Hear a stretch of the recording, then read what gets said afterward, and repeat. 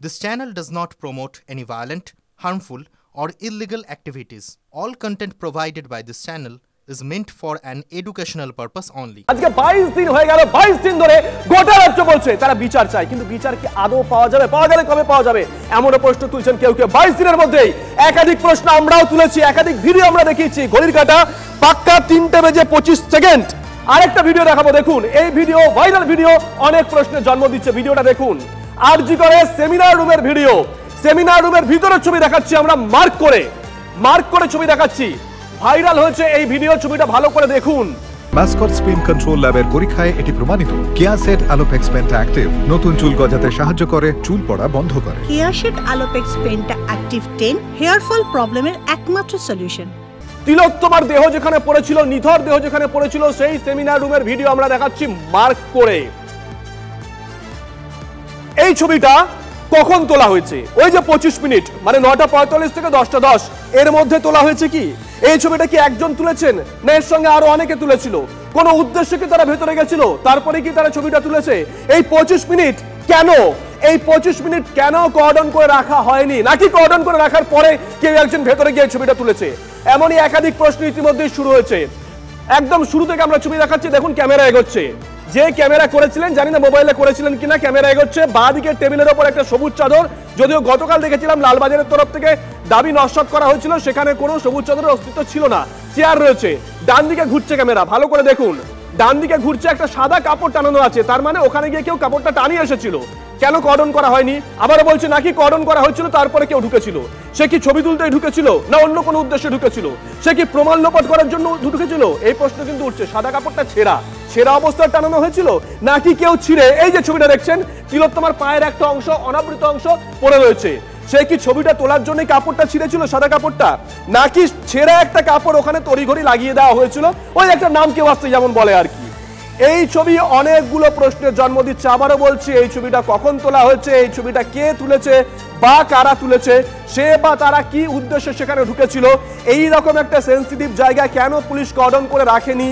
এই ছবিটা কি কর্ডন করে রাখার আগের ছবি, নাকি পুলিশ কর্ডন করে রাখার পরের ছবি? এই যে সাদা কাপড়টা দেখছেন, এটা ছেঁড়া, তাহলে কি কেউ ইচ্ছা করে ছেড়েছিল ছবিটা তোলার জন্য, নাকি ছেঁড়া কাপড়টাই ওখানে লাগিয়ে রাখা হয়েছিল? একটা সবুজ চাদর আমরা দেখাচ্ছি, গতকাল অবশ্য লালবাজারের তরফ থেকে দাবি করা হয়েছে সবুজ চাদরের কোনো অস্তিত্ব নাকি সেখানে ছিল না। সৌরভ দত্ত আমাদের সঙ্গে রয়েছে স্পট থেকে, আমাদের সহকর্মী, যাবো সৌরভের কাছে। সৌরভ, একের পর এক ছবি আমরা দেখাচ্ছি, একের পর ভিডিও আমরা দেখাচ্ছি, একাধিক প্রশ্ন উঠছে, কিন্তু প্রশ্নের উত্তর এখনো পর্যন্ত আমরা পাচ্ছি না, যদিও লালবাজারের তরফ থেকে বিভিন্ন সময় বিভিন্ন ব্যাখ্যা দেওয়া হয়েছে। গতকালও নীল চাদর সবুজ চাদর নিয়ে ব্যাখ্যা দেওয়া হয়েছিল। সৌরভ, শুভজিৎ, দেখো, ডিসি সেন্ট্রাল ইন্দিরা মুখোপাধ্যায় একটা টাইম সেট করে দিয়েছেন। 10:10 পুলিশ জানতে পেরেছিল, এবং 10:30 পুলিশ কর্ডন অফ করেছে ওই সেমিনার রুম চত্বর। তাহলে 10:10 তারা জানতে যদি পারেন, তাই 10:10 আগের যে এপিসোডটা, সেইটা টাইম সেটটা কি না, শীর্ষ আদালতে যে সময় সারণী দেওয়া হয়েছে সেই অনুযায়ী কিন্তু 9:30 প্রথম বর্ষের এক পিজিটি প্রথম দেহ দেখতে পান। 9:45 একদম লিখিত আকারে টালা থানায় যে নথি দেওয়া হয়েছে আরজিকর মেডিকেল কলেজ কর্তৃপক্ষের তরফে, যে নথিতে এমএসবিপি, তৎকালীন এমএসবিপি সঞ্জয় বশিষ্ঠের সই রয়েছে, তিনি সেখানে যে সময় মেনশন করেছেন যে 9:45 ডক্টর সুমিত রায় তপাদারের কাছ থেকে ডক্টর সঞ্জয় বশিষ্ঠ তিনি বিষয়টি জানতে পারেন। 9:45 তিনি জানলেন, 10:10 পুলিশ জানলো, মাঝের 25 মিনিট কি হলো, এবং সেই সময় কি তাহলে এই ভিডিও, কারণ সেই সময় ঘরে কেউ ছিল না, তাহলে এই ভিডিওটা যখন কেউ একদমই সৌরভ, এই ভিডিও কি সেই সময়ের? তুমি যে প্রশ্ন তুললে, যদি সেই সময়ের হয়, যদি সেই সময়ের হয়, তাহলে কেউ বা কারা সেখানে ঢুকেছিলেন? তারা ছবি তুলেছেন, ঘুরে ছবি তুলেছেন, বিভিন্ন অ্যাঙ্গেলে ছবি তুলেছেন, প্যান করেছেন, ক্যামেরা জুম করেছেন, সবই আমরা দেখাচ্ছি। পুলিশ তখন কি করছিল? 1 নম্বর সৌরভ, ঘটনাটা ঘটেছে একটা হাসপাতালে, যারা ওখানে রয়েছেন কেউ অজ্ঞ নন, কেউ কি ওটা আটকাতে পারলো না? সেই সময় ঘেরার কোনো প্রয়োজন অনুভব করলো না?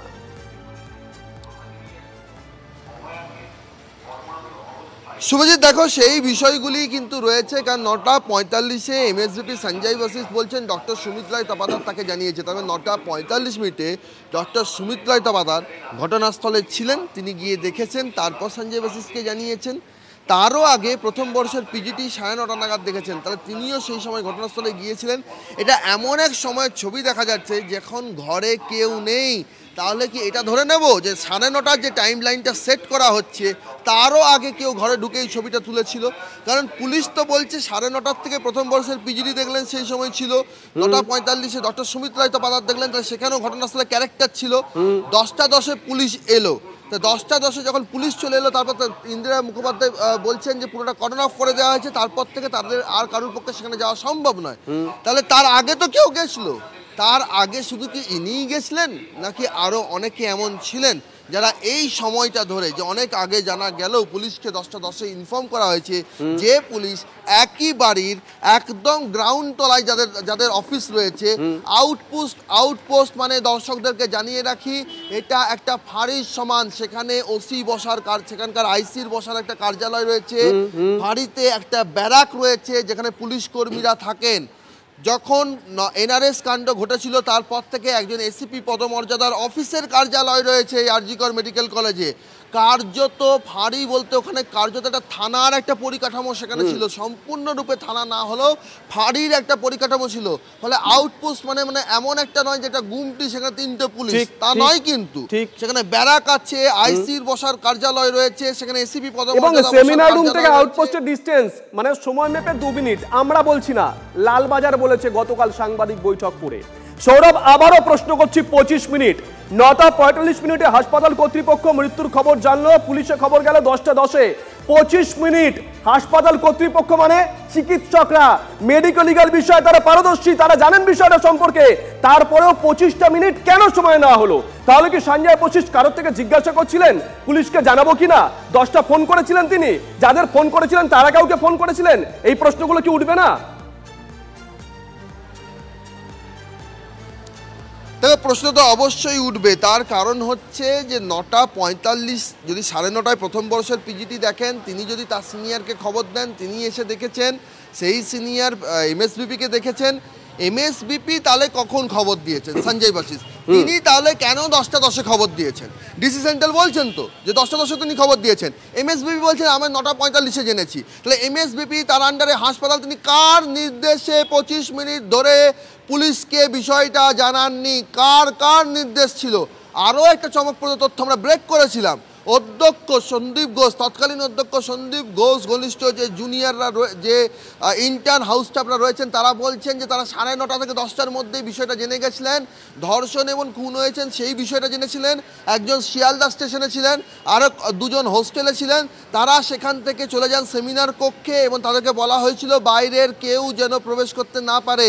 এদের টাওয়ার লোকেশন খতিয়ে দেখেছে কলকাতা পুলিশ যে এরা কোথায় ছিলেন, সেই সময় কারা খবর দিয়েছিলেন? সঞ্জয় বশিষ্ঠ কাকে খবর দিয়েছিলেন, কার সঙ্গে যোগাযোগ করেছিলেন? এতজনকে তিনি যোগাযোগ করতে পারলেন, পুলিশ কেন 10:10 জানতে পারলো? যেখানে পুলিশ একই বাড়ির গ্রাউন্ড ফ্লোরে রয়েছে, যেখান থেকে ম্যানুয়ালি 2 মিনিট আসতে সময় লাগে। লালবাজার বলেছে কথা, সৌরভ, লালবাজার বলেছে কথা, আমরা বলছি না যে ওই আউটপোস্ট থেকে সেমিনার রুমে যেতে পুলিশের 2 মিনিট সময় লাগে, লালবাজার বলেছে। সাংবাদিক বৈঠকে গতকাল লালবাজার ঠিক কি বলেছিল আর শোনাই একবার, মনে করিয়ে দিই দর্শকদের। আমরা মানে টালা থানা খবর পায় বা আরজি করে মেডিকেল আউটপোস্ট খবর পায় মোটামুটি 10:10। তারপর ইমিডিয়েটলি আমরা ওখানে চলে যাই, বাই 10:30 আমাদের কর্ডন প্লেস হয়ে গেছিলো। তারপরে পুলিশ ছাড়া অন্য কেউ ঢোকেনি? না, ওখানে যাওয়া সম্ভব না, ওখানে এত আমরা লাইন দিয়ে আমাদের লোকজন দাঁড়িয়েছিল, কর্ডনের ভেতরে কেউ ঢুকতে গেলে যে কেউ ঢুকতে পারবে না।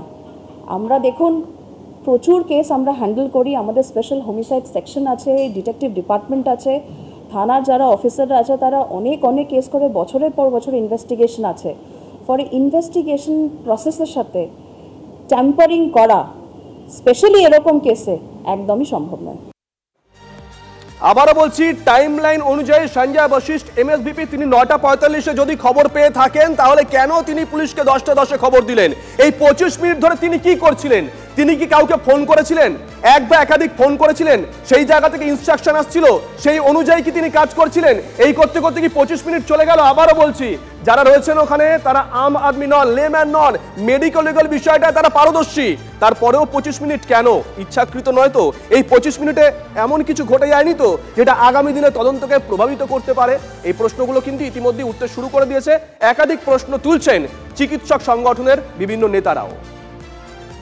পুরো ঘটনাটাকে ধামাচাপা দেওয়ার এবং এর সঙ্গে প্রত্যক্ষভাবে যারা জড়িত এবং পরোক্ষভাবে জড়িত তাদেরকে আড়াল করবার প্রচেষ্টা পুলিশ প্রশাসনের পক্ষ থেকে, আরজি করের প্রশাসনের পক্ষ থেকে, স্বাস্থ্য প্রশাসনের পক্ষ থেকে করা হচ্ছে। এইটা আমরা চাইছি যে যারা প্রত্যক্ষভাবে জড়িত প্রত্যেকটা মানুষ এবং পরোক্ষভাবে যারা এই ঘটনাকে ধামাচাপা দিতে চাইছে, বিশেষ ব্যক্তিদের আড়াল করতে চাইছে, প্রত্যেককে বিচারের আওতায় আনতে হবে এবং হচ্ছে তার যা আইন আছে সেই আইনের সর্বোচ্চ শাস্তি তাদেরকে দিতে হবে। একটা মিথ্যে কথা বলতে গিয়ে সেটাকে জাস্টিফাই করতে তার উপরে আরেকটা মিথ্যে করে একটা মিথ্যের পাহাড়, আর মিথ্যের পাহাড় কিন্তু আমরা দেখতে পাচ্ছি। মৃত্যুর পর থেকে এই সময়ের কথা যেটা বললেন, তার মা বাবাকে জানানো থেকে এফআইআর এ বলা হচ্ছে নাকি শুনলাম মানে উইশফুল রেড বলে কিছু হয় বলে আমার জানা নেই। পুলিশ মন্ত্রী এবং স্বাস্থ্যমন্ত্রী, আমি দায়িত্ব নিয়ে বলছি, যদি এটার মধ্যে যদি সে এখনো দায়ভার স্বীকার না করে, মানে কোথায় চলে যাচ্ছে আমরা? এর আগের দিন সুপ্রিম কোর্টে যেদিন শুনানি হয় সেদিন সুপ্রিম কোর্টের মহামান্য বিচারক যারা তারা বলেছেন এই টাইম লাইন নিয়ে, কপিল সিব্বাল যে উকিল তিনি জবাব দিতে পারেননি। পুরো টাইম লাইন নিয়ে এমন ধোঁয়াশা করে রাখা হয়েছে ইচ্ছাকৃতভাবে, যাতে কোনোভাবে কোনো ইনভেস্টিগেটিং এজেন্সি যদি চেষ্টাও করে সদ উদ্দেশ্য নিয়ে প্রকৃত অপরাধীদের বের করবার এবং প্রকৃত ঘটনার যে রহস্য সেটা উন্মোচন করবার, তাহলে সেটা পারবে না। কখন মৃতদেহ দেখেছে, কে প্রথম দেখেছে, তারপরে কি হয়েছে, ঘটনা বলি রিকনস্ট্রাকশন, এইটাই সম্ভব হওয়া খুব মুশকিল। তার কারণ হচ্ছে ঘটনার যে পুনর্নির্মাণ জরুরি। তিলোত্তমা ধর্ষণ খুনে আরো এক রহস্য, তথ্য প্রমাণ কোথায় পাওয়া যাবে সেটা মাত্র 18 মিনিটেই জেনে গেল পুলিশ। মাত্র 40 ফুটের মধ্যেই যে তথ্য প্রমাণ মিলবে সেটা পুলিশ বুঝে গেল।